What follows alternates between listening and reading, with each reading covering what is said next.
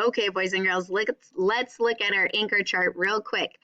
So we are looking at our 2D shapes. That also means all of these shapes are flat. So a circle, we talked about how a circle has 0 straight lines or 0 sides and 0 vertices. And then here were some things you guys found at your house. Then we learned all about a triangle. How many sides does a triangle have? Good, a triangle has 3 sides. That means how many vertices does a triangle have? Yes, it also has 3 vertices. Nice job, my friends.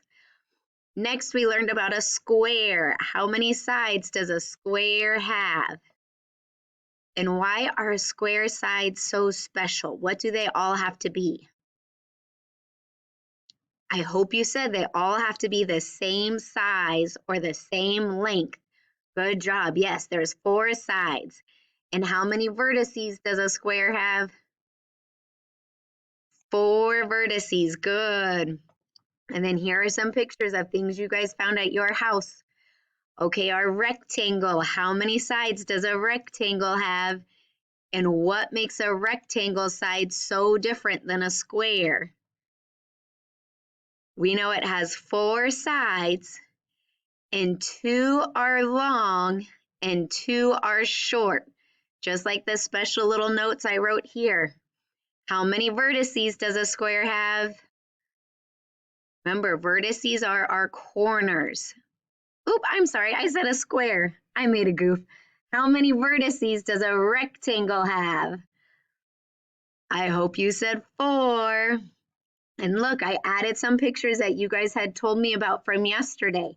So a door, a table, your computers, all of those are shaped like a rectangle. Okay, boys and girls, our last one to complete our anchor chart, and it's what we learned about today. We did a hexagon.